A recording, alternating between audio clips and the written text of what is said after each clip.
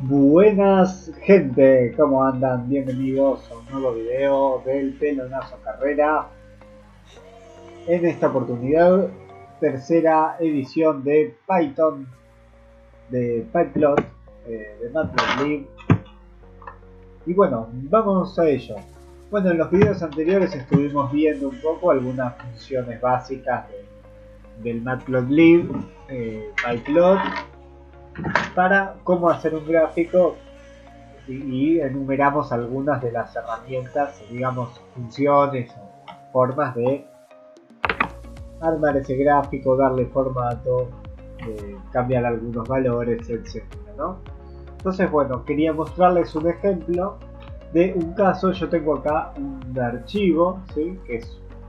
Son unos datos de una medición que, bueno, cuando tenés un instrumento que mide algo, te arma estos TXT, o bueno, uno puede decidir armarse un TXT de esta forma, ¿no? Con distintas columnas que son los distintos valores que se midieron. Y bueno, estas columnas tienen un significado, ¿no? Tenemos, en este caso, estas mediciones corresponden tenemos acá la primera columna, que son frecuencias. Acá la segunda columna son voltajes en un punto de un circuito, y esta segunda columna, voltajes en otro punto de ese mismo circuito, ¿no? Entonces uno lo que quiere es, bueno, agarrarlos, cargarlos en el Python y graficarlos y eventualmente hacerle algún procesamiento, ¿sí?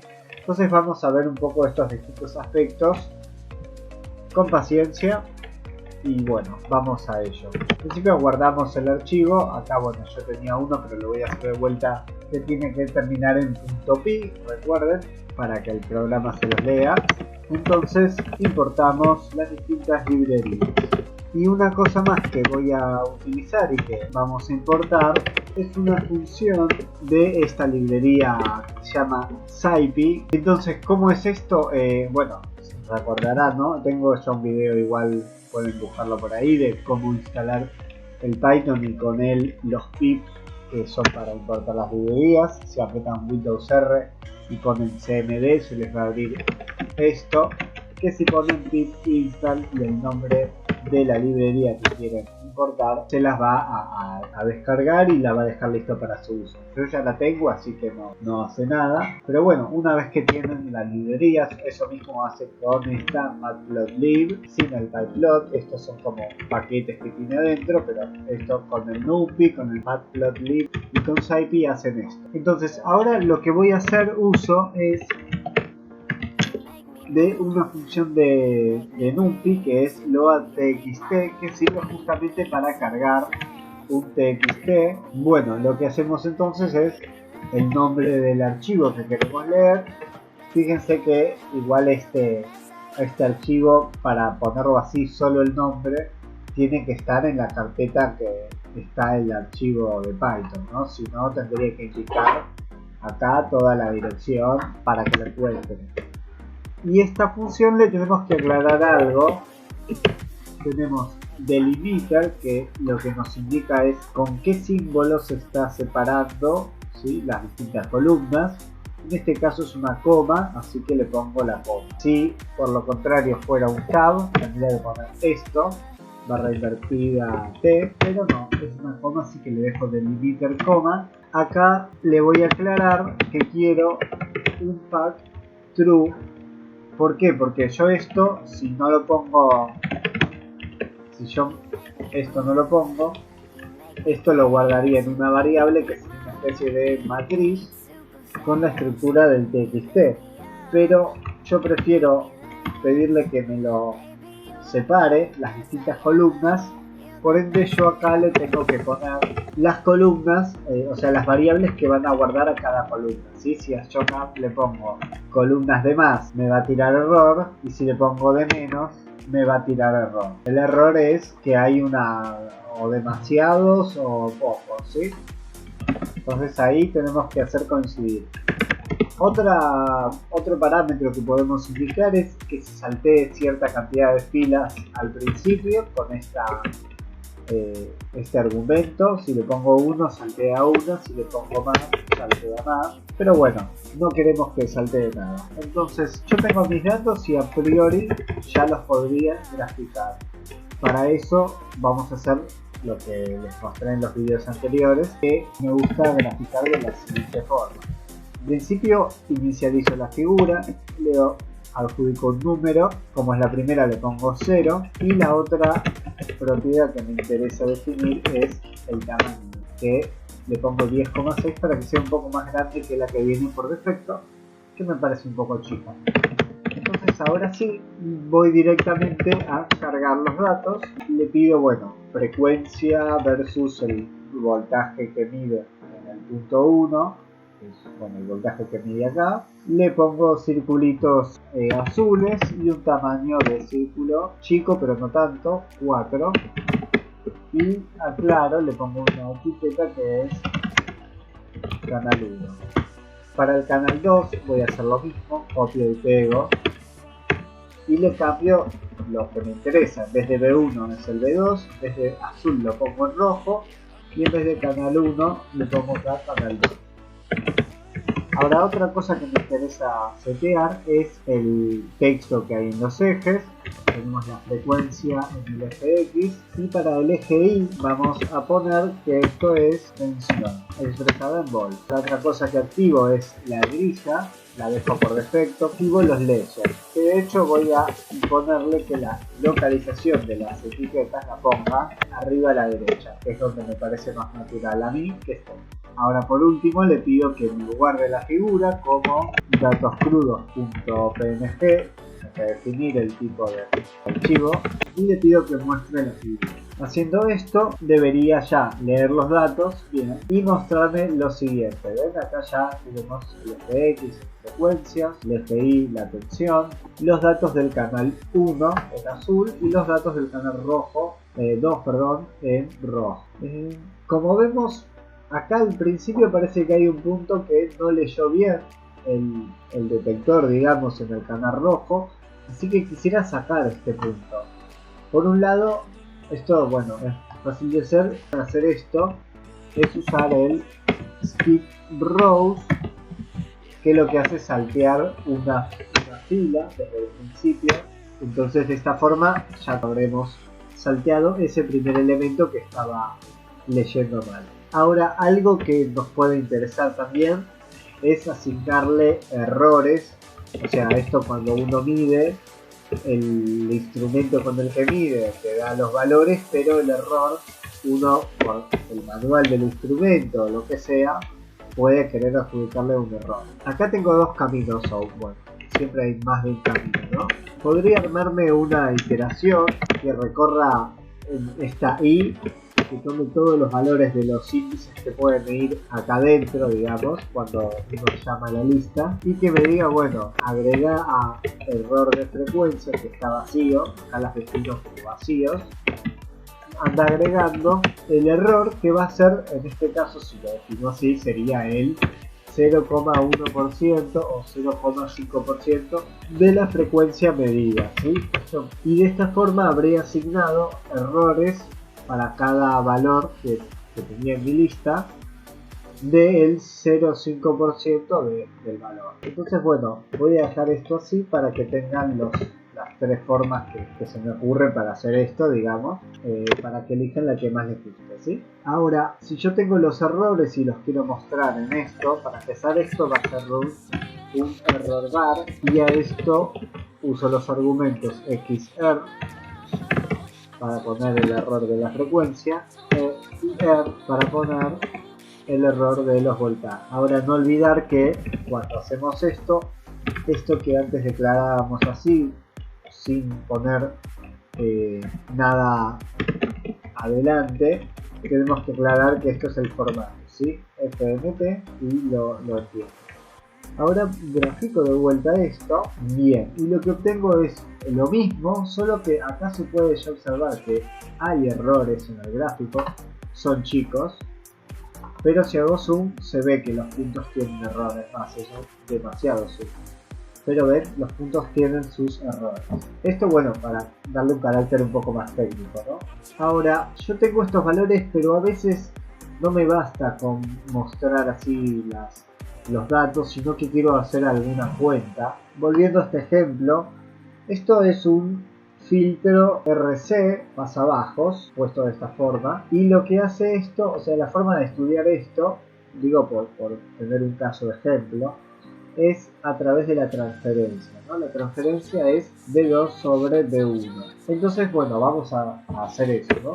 Para eso me defino estas listas, o bueno, vamos a hacerlo como les decía antes. Tenemos una lista del mismo tamaño que B1, del mismo tamaño que frecuencia, que B2, o sea, todo tiene el mismo tamaño acá. Entonces yo acá le pido que me haga este cociente entre B2 y B1, ¿sí? Ese es el error.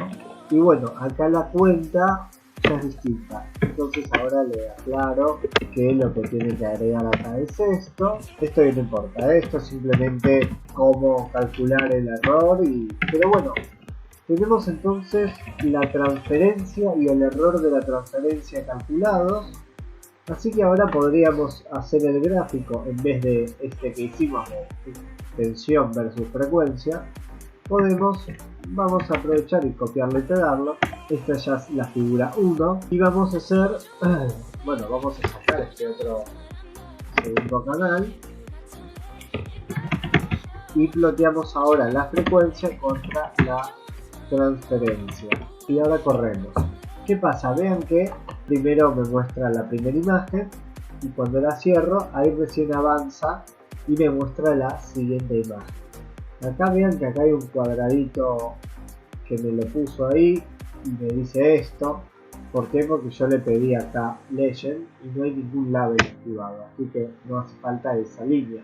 Tenemos la transferencia, o sea, esta división entre B1 y B2, perdón, B2 y B1 y sus valores con su error. Ahora, algo que puedo querer es, para no perder tiempo cuando quiero ver la transferencia, es desactivar los gráficos anteriores, cancelando estas líneas, y ahora aclarar, antes de graficar la siguiente, que cierre todos los gráficos y datos que haya cargado. ¿Por qué? Porque cuando uno inicia una figura con esto o con esto, si uno no pone estas líneas de Save Fish y Show, entonces este gráfico queda abierto. Esto de inicializar la figura te resguarda de que no se te mezclen los gráficos, ¿sí? Pero bueno, si querés cerrar gráficos anteriores, le aclaras esto y ya no te salen todos los gráficos juntos y tampoco por separado, sino que se cierra todo y te muestra lo que vos querías. Ahora, hay algo que podríamos querer hacer con esto, que sería ponerlo en escala logarítmica. Digo logarítmica porque es una típica escala que sirve para ver detalles, que se escribe de esta forma, ¿sí? Se le indica que la escala X es log, esto es algo que ya conoce el programa, existe, y qué pasa cuando paso todo a escala logarítmica, se ve de esta otra forma. Esto es algo que queríamos hacer. Ahora, hecho esto, vamos a pasar a usar esta librería, ¿sí? O sea, uno cuando tiene los datos y los grafica, le interesa comparar quizás con algo, o sea, uno espera ver un comportamiento que teóricamente debería ser de cierta forma, ¿no? Entonces lo que uno hace es contrastar esta teoría con los datos. Ahora, teóricamente la transferencia se debería comportar según esta expresión. Esto es para usar con el curve fit. Entonces, cuando uno quiere ajustar unos datos por una función, uno lo que hace es define la función. Esto es una forma de definir una función, ¿sí? El def espacio, el nombre de la función y los argumentos que uno le va a cargar. El primero siempre es el X, digamos, ¿no? O sea, de aquello que depende la función. Y los siguientes argumentos, pueden ser más, son los parámetros, no son los datos, sino que es un número fijo que debería ser algo fijo que uno podría poner acá directamente, pero queremos encontrarlos. Queremos que en base a los datos el programa determine cuáles son estos parámetros que le corresponden a nuestros datos. Puede ser un poco confuso, pero bueno, si esta parte no se entiende, es un poco más destinada el que necesita ajustar datos. Y bueno, pero bueno, esta está funcionando así porque son todos array de NumPy, así que aceptan las operaciones. Entonces, si tengo la función y tiene un parámetro que quiero que encuentre, cuál es este A, entonces tenemos que hacer lo siguiente. Tenemos que llamar a la función curveFit, que es la que va a hacer el ajuste y nos va a devolver los parámetros, o sea, los valores de A que hacen que la función se comporte como los datos. Entonces acá le ponemos, primero que nada, el nombre de la función. Luego le ponemos el eje X, los datos, o sea, la lista de los X de los datos, ¿sí? O sea, la coordenada X de nuestros datos. Y después la coordenada Y de nuestros datos. Otra cosa que podemos darle, que generalmente se le suele dar por una cuestión de que puede ser que el curveFit, si no encuentre los valores correctos, es un P0, o sea, un valor inicial que debería ser calculado por 1 y tratar de darle el valor más correcto posible, ¿sí? Para que el programa funcione bien. Ahora esto, bueno, podría no estar. Después, si uno le da en sigma, uno puede pedirle que sopese los errores, o sea, que ajuste mejor aquellos datos que tienen menos error y que ajuste peor aquellos que tienen más error. Igual va a intentar ajustar lo mejor posible, pero se va a tener este criterio de darle más importancia a los datos de poco error. Entonces acá le pones los errores del eje Y. Después otra posibilidad es declarar este absolute sigma, que lo que hace es, bueno, toma en cuenta los errores. Bueno, esto ya se escapa demasiado, ¿no? Pero son parámetros que pueden ir a chequear en la página de en la documentación de esta función, que bueno, les va a explicar más en detalle qué hace. No quiero atacarlos. Esto ya de hecho, bueno, es un poco más complicado, ¿no?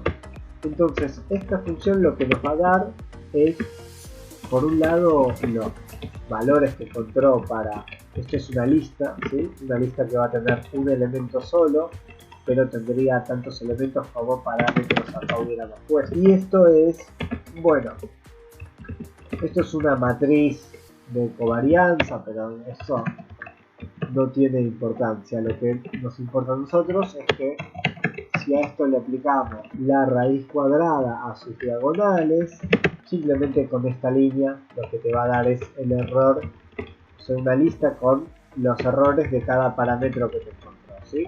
Pero de esta forma uno puede hacer el ajuste. Ahora, nos interesa graficar, volvemos a definir nuestro gráfico, la transferencia por un lado, a ver qué pasa. Esto nos calculó los parámetros. Ahora lo que queremos hacer es plotear tanto los datos experimentales junto con la curva teórica, o sea, esta función, y graficarla con el parámetro que encontró que es el adecuado, o sea, con el parámetro que le corresponde a estos datos, ¿no? A ver cómo ajustó. Si el ajuste es bueno, debería coincidir.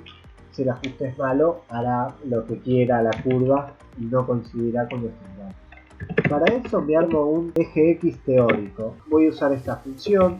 Si recuerdan, yo antes he usado esta función, que uno le indica el punto inicial y el punto final y la cantidad de puntos en el medio que quiere, ¿no? El problema es que como yo voy a trabajar en escala logarítmica, esto es simplemente para que me haga un espaciado equidistante, pero en la escala logarítmica. Entonces le aclaro, yo quiero que vaya desde el valor más bajo de frecuencia hasta el valor más alto y que me ponga 2000 puntos. Suponiendo que van a ser, lo que me hace es un eje X, o sea, si yo, volviendo a la imagen, en esta imagen se ve la separación de los puntos. Yo lo que quiero es que esta línea teórica sea bien densa, sus puntos estén tan juntos que parezca una cosa continua, ¿no?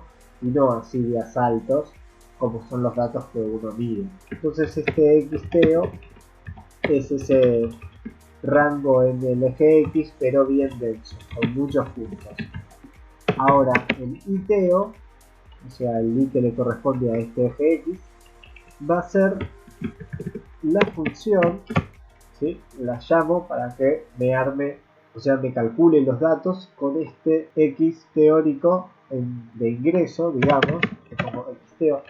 Y ahora el parámetro es el único elemento de la lista esta pop como parámetros óptimos, que es el elemento 0, y al ponérselo acá, bueno, ya lo va a usar para usar la cuenta, ¿no? O sea, va a hacer toda esta cuenta, pero ya poniendo acá, en vez de cualquier cosa, va a ponerlo como. Ahora, yo acá lo que hago es un piloteo de tipo plot, porque esto es todo teórico, no tiene errores. Entonces le saco toda esta parte, le saco el FMT que no hace falta, le indico que sea una línea roja, marker size no tiene las líneas, le indico, ahora sí le pongo el label de vuelta, datos experimentales, y otro es el ajuste. Entonces tengo frecuencia versus transferencia en escala logarítmica y que me lo guarde como datos ajustados transferencia. Entonces, si corremos esto, bueno, me van a salir. No cancelé el gráfico anterior, me lo sigue poniendo acá, y ahora me calcula este otro gráfico. ¿Qué pasa? Acá claramente el ajuste no es muy bueno, entonces la curva no se ajusta a los datos. Perdón.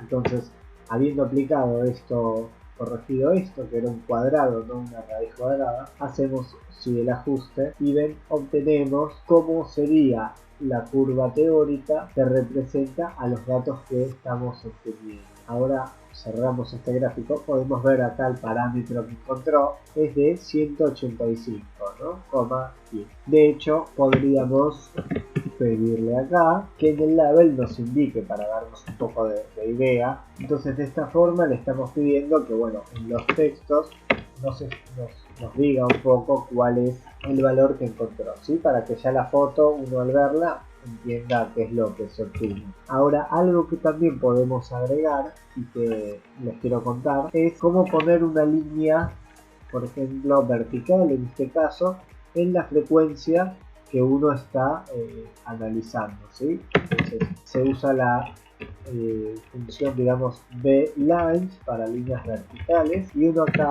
le indica un valor, esto es un punto, digamos, o sea, un flotante o un entero o algo, pero un número, y lo que le indica uno es desde dónde hasta dónde en altura, porque es una línea vertical.